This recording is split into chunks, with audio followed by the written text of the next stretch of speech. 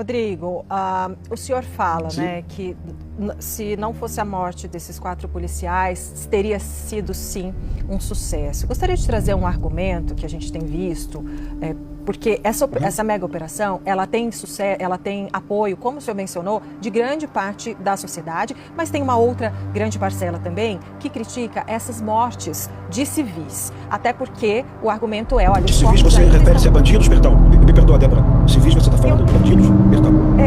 Não, Rodrigo, eu não sei, porque eu acho que os corpos ainda estão sendo identificados, mas... Aqueles fardados, na sua percepção, eram bandidos ou civis? Débora, me perdoa, sem ironia. Na sua percepção, aqueles bandidos no chão, fardados, perdão, a ironia, perdão, Débora, na sua percepção verdadeira de cidadã, pode dizer. Por favor, me diga. Por favor, Rodrigo, eram bandidos ou civis, Débora?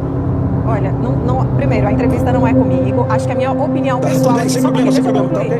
Rodrigo, deixa eu só concluir aqui a minha pergunta, porque eu acho que é uma pergunta importante. Porque é o seguinte, infelizmente, assim, acho que não interessa muito a minha opinião pessoal, mas eu estou trazendo aqui, até porque o senhor se surpreenderia, mas eu quero trazer aqui uma visão de argumentos que estão na sociedade, Rodrigo. Então, assim, o que eu trago é, olha, não são todos os corpos que foram identificados. A gente viu em imagens pessoas fardadas com fuzil, a gente viu pessoas, moradores, cortando as fardas das pessoas, né, eles falam, para facilitar a identificação, mas também com esse argumento de que, claro, se não fosse bandido não estaria paramentado daquela maneira. Sim, ok, a gente acho que não dá para dizer que foi contra a outra centena, enfim, a gente não sabe ainda exatamente quantas pessoas, mas o fato é, que eu quero te dizer, tem uma linha de argumento que diz o seguinte, Rodrigo, olha, no Brasil não tem pena de morte, assim, especificamente nesses casos, e que essas pessoas deveriam ter sido presas e que elas deveriam ser processadas e não executadas. Tem um ponto que a polícia alega, que é o seguinte, olha,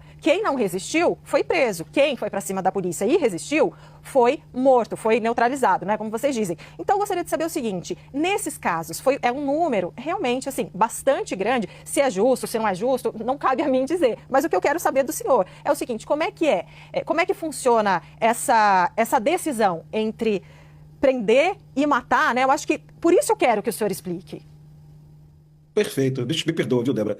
Não se trata de uma decisão, se trata de uma circunstância. Eu queria dizer para colegas jornalistas, muitos que eu admiro, que não é bandido e polícia, como na Itália, como na França, como na Bélgica, como na Argentina. É um conflito armado não internacional. E eu vou te explicar por quê, te dando o conceito. Domínio de um território amplo por mais de 20 anos. Facções armadas em número superior a 300 bandidos, com capacidade de combate de média intensidade. Afronta ao poder democrático do Estado de Direito. Ameaça ao morador. Então, tudo isso é uma classificação de conflito armado não internacional. O mundo, os jornalistas que pesquisam, chamam isso de guerra civil, ou então de uma guerra irregular. É mais ou menos o que acontece em Burkina Faso, na Nigéria, que aconteceu em Alepo, na Síria. O Brasil chama isso de banditismo. Infelizmente, um dia a sociedade vai acordar e vai perceber que isso não é banditismo. Eu garanto para você que é impossível tentar prender 400 pessoas armadas com fuzis. Se você tiver uma lembrança legal, você vai perceber que há 4 meses o BOPE tentou realizar uma operação muito parecida na Rocinha. Os policiais do BOPE estavam na mata, cercaram 400 traficantes, muitos do Ceará, armados com fuzis, e naquele momento a opção do BOPE foi a seguinte, não dá para tentar prendê-los. Isso aqui vai virar uma guerra sem fim, vai ter muita morte. E o comando do BOPE recuou, e está tudo certo, prende depois, numa outra ocasião. Dessa vez não deu jeito. Mas eu queria lembrar a você, muito importante, que você também disse aí, tá? Você foi correta e justa, honesta, que 87 bandidos se renderam e foram presos e algemados, né? Eu queria lembrar para você que há poucos meses o BOPE prendeu nessa favela 7 bandidos armados com fuzis. Todos se renderam e foram presos. Então o BOPE não é uma tropa de assassinos e matar não é uma opção, como muitos colegas jornalistas sugerem. É uma circunstância. Uma operação na mata, com pouquíssima luminosidade, com 400 bandidos atirando de fuzil. O BOPE está em proteção de defesa, a gente chama de martelo e bigorna, não é o tal muro do BOPE, não. Eu acho que o colega se expressou de uma forma errada. É uma tática militar de martelo e bigorna. Mas leve em consideração que isso não é uma operação policial, isso é uma operação de guerra.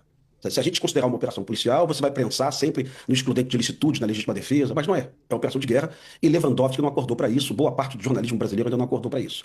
Mas essa é a verdade. Em lugar nenhum do mundo existe um confronto de 400 bandidos armados com fuzis. Em lugar nenhum no mundo, viu? No mundo. Então tenha isso na consciência, por gentileza. Eu só quero lembrar algo para você muito importante para você entender como a coisa é politizada. Em 2008, A Polícia Militar matou 25 bandidos no Complexo do Alemão, uma operação de alta letalidade também, um combate muito intenso. 7 policiais foram feridos.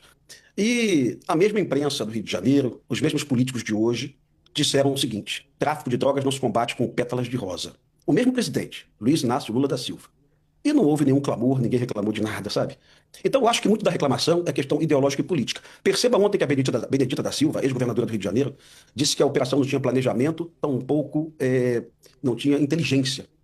A Benedita e alguns deputados pediram a prisão do governador Cláudio Castro. Está no jornal de hoje, pode checar. E você dá uma checada no período que a Benedita foi governadora do Rio de Janeiro, 2002, ela foi governadora por 9 meses. Foi o momento de maior letalidade da história da Polícia do Rio de Janeiro. A Polícia do Rio de Janeiro matou 1.200 pessoas em 9 meses do governo Benedita. No governo Cláudio Castro, a polícia matou 600 pessoas. Quem é mais letal, Débora? Fala para mim, por gentileza. A Benedita ou o Cláudio Castro? Por gentileza, repita para mim quem é o mais letal. Que governo foi mais letal? Hoje, a polícia que mais mata no Brasil é do PT, do Jerônimo. E ninguém está pedindo a prisão do Jerônimo, e ninguém está falando que a Bahia tem que sofrer intervenção, né? Pensa se realmente essa discussão nossa desse momento é técnica política. Pensa se os colegas que estão falando que a Polícia do Rio é de assassinos, né? Pensa se eles estão falando com dados corretos, se eles estão analisando isso de forma sensata, com números, com dados, né? Eu penso que tem muita gente mentindo aí, sabe? Eu penso que tem muita gente preocupada em fazer política quando nós deveríamos analisar as circunstâncias reais do que está acontecendo no Brasil hoje. O governo federal está perdido, Débora, perdido. Pode me interromper, por gentileza.